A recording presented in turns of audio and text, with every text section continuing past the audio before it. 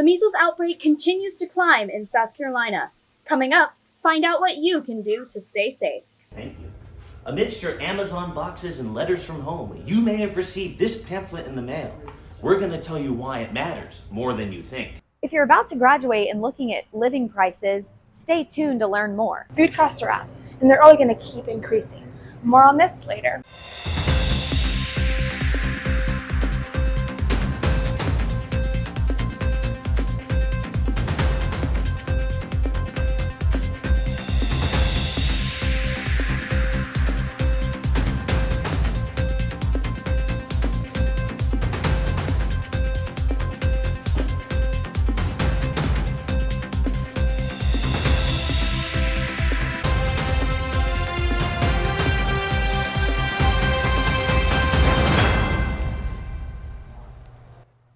Good afternoon, I'm Gali Lyons and you're watching the Nightly News.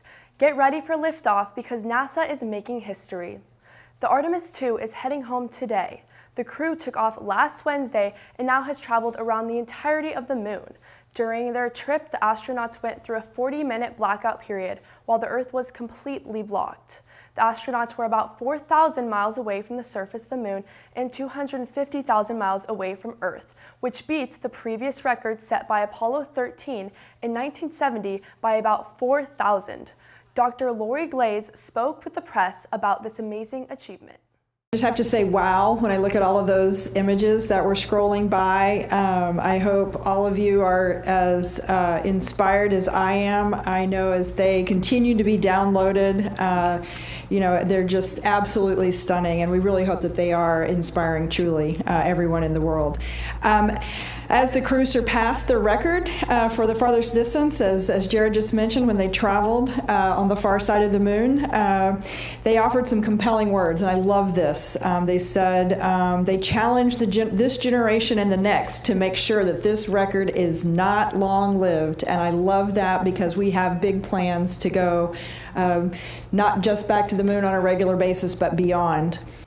The Artemis II and its crew will return this Friday and plan on landing in the Pacific Ocean off the coast of San Diego.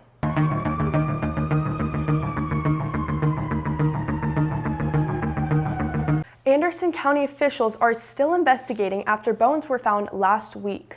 A group of children were playing near a creek when they came across a cluster of bones. Amongst them was a human skull that a county coroner's office confirmed was human. So far, they have found at least 80 bones in the Homeland Park area by the creek. Following initial observations, the coroner's office claimed the remains were probably 10+ years old, given the roots around them. Officials have brought out an anthropologist and a cadaver dog to help with the search. A cause of death has not yet been determined. Today, police still have no one in custody after a shooting earlier morning on Sunday. They say they were called pregame lounge in the Spartanburg area, where witnesses say they heard multiple shooters firing at each other in the parking lot. One person is in critical condition and one was killed. Police say this is an ongoing investigation.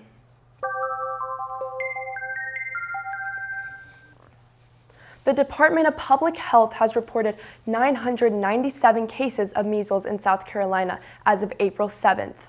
With the steady increase in cases, how does this compare to the onset of COVID-19 6 years ago? Avery Johnson looked into the differences between the two diseases' outbreaks. Disease is no fun for anyone, and with measles continuing to rise in hotspots like Spartanburg, South Carolina, let's find out more on how we can stop the spread. Measles, first discovered in the 9th century and confirmed to be viral in 1911, is a highly contagious infection that has many symptoms, including fever, cough, runny nose, red watery eyes, and a blotchy rash. I got the opportunity to talk to Dr. Jason Rawlings, who shared how diseases like measles are spread. Right, so with your environment, it can be in aerosolized form, so somebody sneezes, right, and you breathe in that aerosolized form. It could be something that you touch, that somebody else has touched. College campuses across the upstate have reported at least one confirmed case of measles, including Furman. As numbers increase, students are concerned. Since Furman is so small and close-knit, the disease can spread really fast and make it really dangerous for the close-knit community to recover, and I don't want to get sick. Given the country's recent experiences with COVID, Dr. Rawlings provided insight as to what made the COVID outbreak different than the measles one happening now. So the difference between the two is, in COVID, there was no vaccine at the outset, and so there was really no way to stop the breakout of that pandemic. Whereas with measles, there is a way. No deaths have been reported in the U.S. as of April 7th from measles, but according to the CDC, 94% of confirmed measles cases are from unvaccinated individuals. So what can we do? Our vaccination rates have fallen beneath this kind of critical level we need for what's called herd immunity, and because of that, we're seeing these outbreaks. So the first thing you can do is get vaccinated. That, the cool thing about the measles vaccine, unlike COVID and unlike the flu vaccine, is it lasts for a long time. We will continue to monitor the growing cases of measles right here in Greenville on the Nightly News. I've been Avery Johnson. Back to you. Make sure you and others stay safe by following all protocols set by the Department of Public Health during this time. Find the most up-to-date information on the DHEC's website.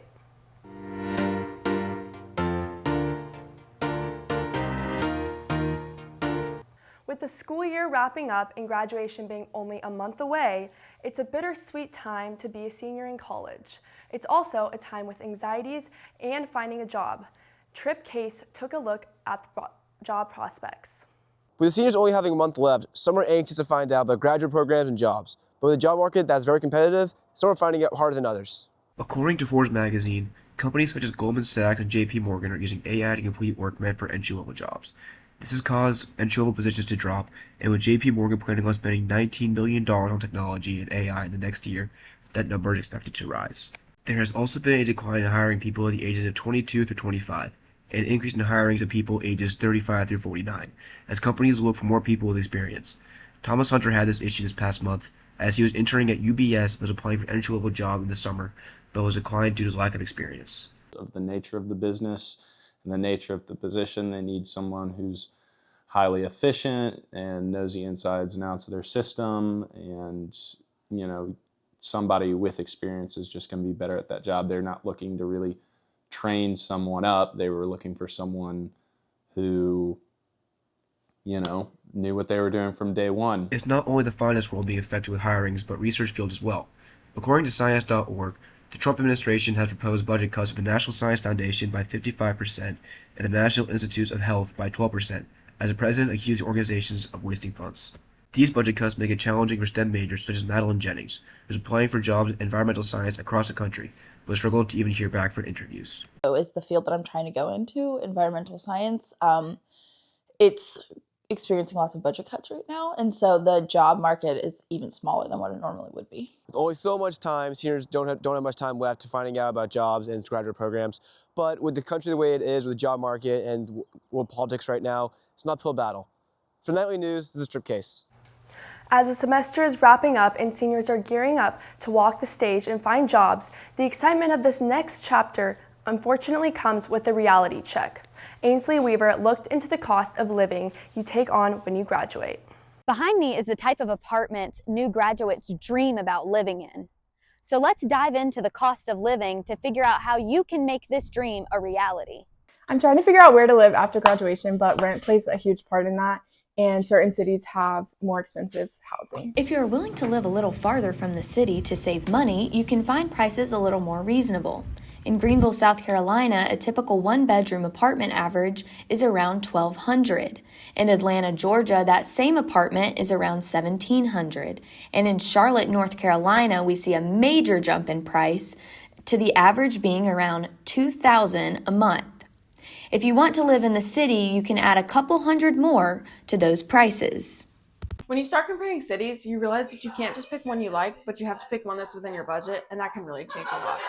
There are options if you can't afford these prices. For some new grads, that means choosing to live with roommates to help split the cost. For others, it may mean moving back home for a while to save up.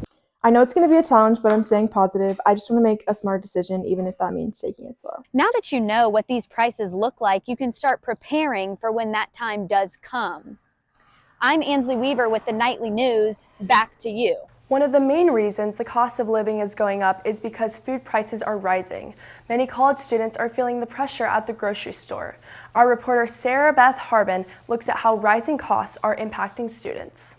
Food prices have risen significantly over the past 5 years, almost 25%.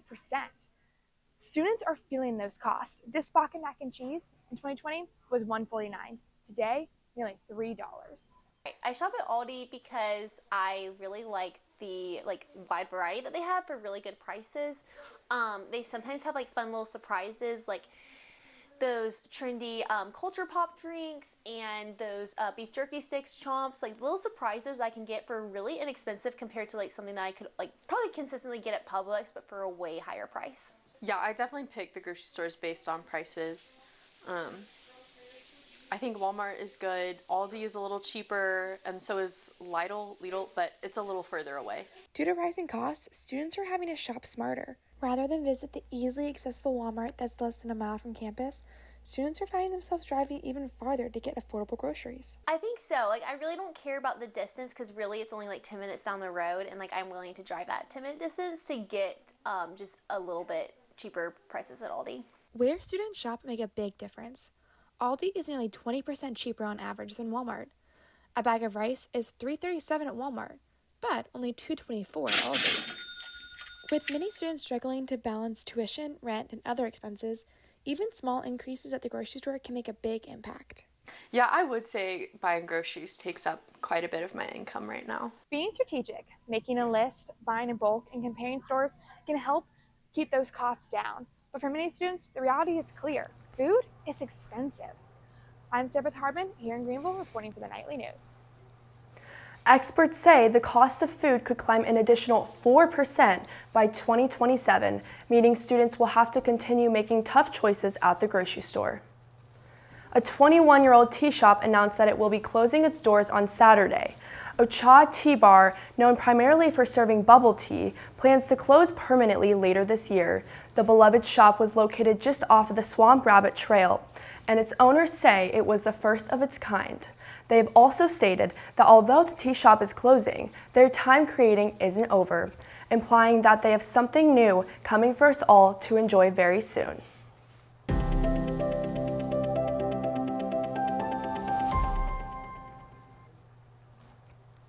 When you call 911, do you know who is going to answer that call? If you live in Parker, your first responders may not be coming from where you think. Isaiah Ives investigates. It's a staple of our daily routine. You get home after a long day of work, and what's the first thing you do? You check the mail. Now, most of the time, it's junk.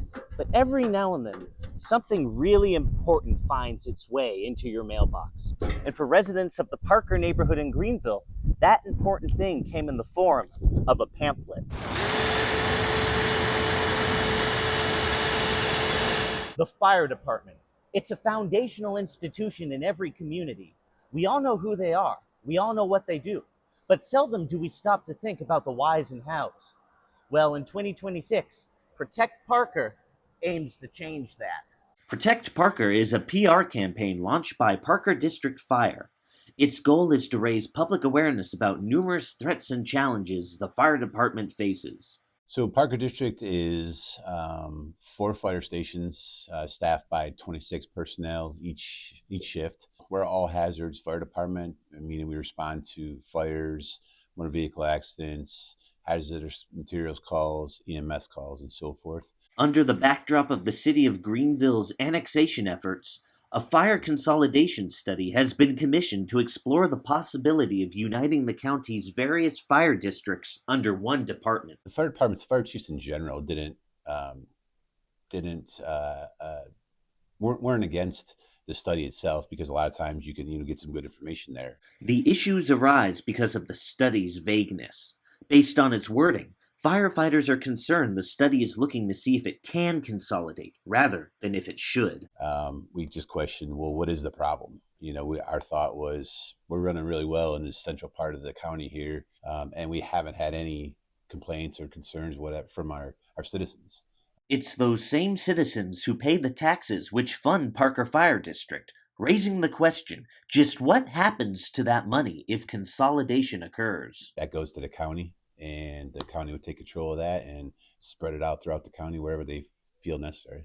The issue of consolidation is symptomatic of a much larger controversy, that being Greenville's continued annexation efforts. On the annexation side, our biggest concern is our response times. We have fire stations that have been in Parker District for 80 some odd years, and they're strategically placed to get to those areas in the district in the required amount of time. Our concern is that's not happening. And the farther the city keeps on going outside of their boundaries, their city boundaries, the farther those times are going to go higher. This is Monaghan Mills apartment complex.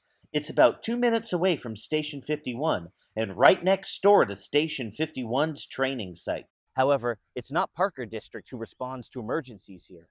Ever since Monaghan Mills' recent annexation into the city of Greenville, residents have to wait for Greenville City to send firefighters their way. Sometimes that can take up to 8 minutes from the nearest fire station. In an emergency, time like that matters. We try to get to every emergency in under 5 minutes. That's why our stations are where they're at, so that, if we're in our station, then we can respond to everything. These problems matter. Issues regarding emergency response can be as serious as life or death, which is why Parker District is working hard to raise awareness within the community. They really need to know what's going on. Study comes back and says, yeah, we recommend a full consolidation of the fire service for Greenville County.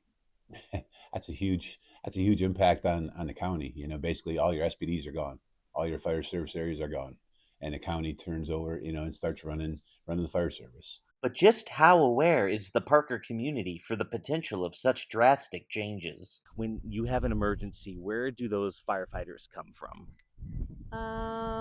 Somewhere close to my house. Where do you think that closest fire station is to you that they come from? I think it's Parker Fire Department. After learning a little about annexation and consolidation studies and all that, how do you feel? How does that make you feel as a resident of the Water Tower Apartments? It makes me feel a little confused why we aren't using the fire department that's next to our house versus one that's 10 minutes away. And it's not just the fire department at risk. If you look past the flashing lights and big trucks, Protect Parker is really a struggle for community. Each fire station or firehouse, I should say, because that's really what they are, is part of that community that they're in. For years, Station 51 has grown alongside the Parker community. People here say they've built trust, relationships, and a shared sense of place. Today, Parker finds itself at a crossroads, balancing rapid growth with the risk of losing something deeply rooted. For residents, Parker Fire District isn't the only thing at stake. They feel it's the community's identity as a whole. These are more than just pamphlets. They're a reminder to look beyond development and expansion, a reminder to think about the institutions that we value as communities and how they hold our communities together. If there's an emergency today, Parker Station 51 will be there. The question is, what about tomorrow? For more information on Protect Parker, visit their website at protectparker.com. If you travel 30 minutes north of Furman, venture down a long and winding one-lane road, you will eventually stumble across one of the upstate's greatest treasures. The Poinsett Bridge is South Carolina's oldest surviving stone arch bridge, but don't let its 206 years of age fool you. The bridge is looking better than ever, all thanks to an ongoing historical preservation project. Since last September, the South Carolina Department of Natural Resources has been working hard to give this structure a historical facelift, and they are almost done. Students looking to enjoy this historical marvel don't have much longer to wait. The bridge was due to open April 1st. However, this opening has been delayed slightly as the project finishes wrapping up. And that's your look at what's happening around Greenville. Now let's head over to sports, where you have an exciting update on the NCAA Men's Basketball Championship and who may be leaving our Paladin family.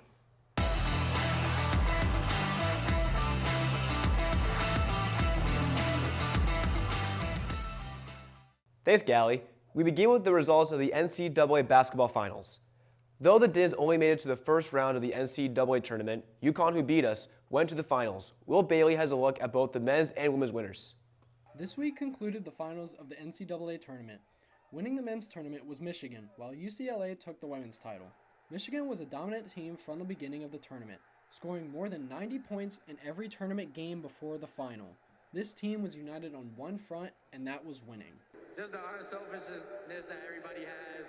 Nobody cared about stats the whole season. Nobody cared about nothing but winning. I'm just glad to be a part of that.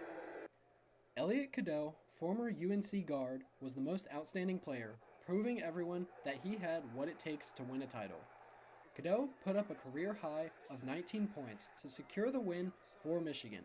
However, UConn didn't go down without a fight, with Alex Karaban, the spark of the team, playing all 40 minutes of the game, putting up 17 points. Come on, this guy changed my life, the staff's lives, the joy he's brought to the university, fan base, his decision to come to UConn.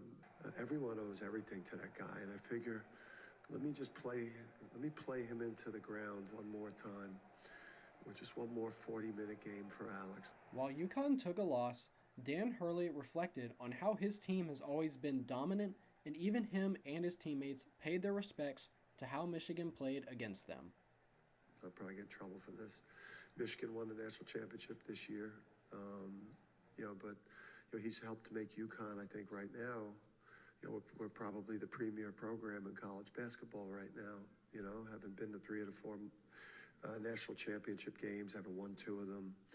The final score was 69-63 Wolverines, and this marked Michigan's first national championship since 1989, and the first school to win multiple championships in basketball, football, and baseball.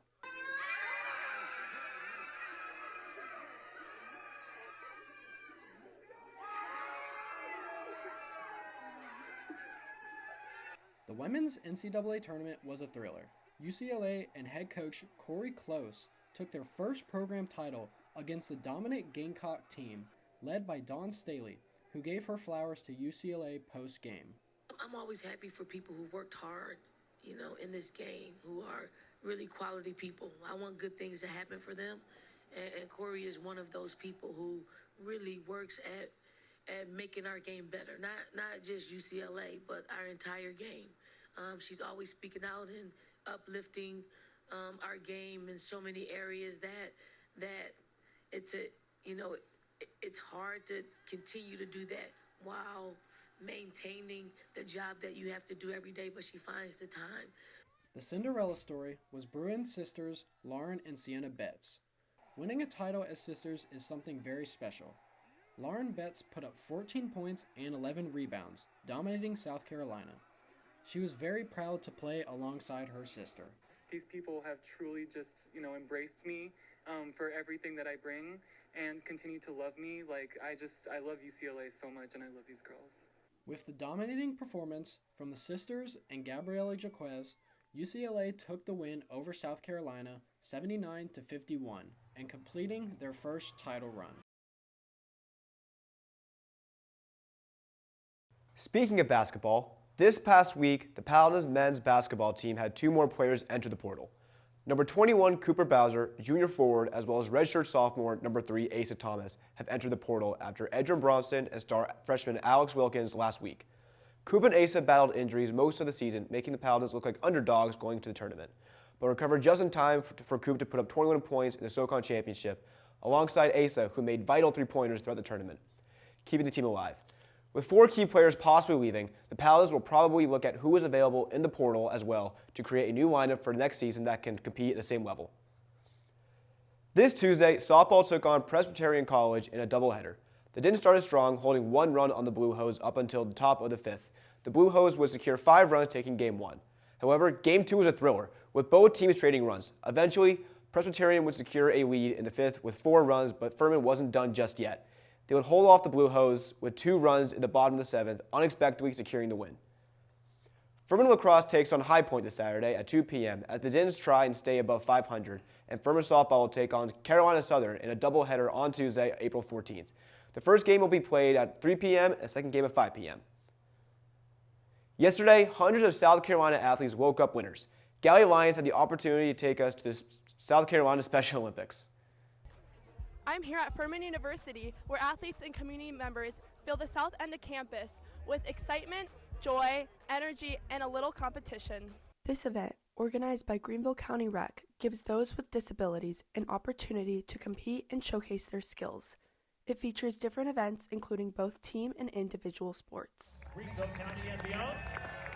And ladies and gentlemen, when you hear... This is my first Special Olympics, and I'm so excited to be here with all of my friends at Thrive Upstate, and I'm loving seeing all the energy and all the people here to support. With the help of community members and Furman students, the Special Olympics is a fun event that brings people together. It's a celebration of friendship, ability, and support, valuing moments of encouragement. The athletes' determination, the volunteer support, and overall enthusiasm made this another successful Olympics. This is Gali Lyons in Greenville for Nightly News. Back to you.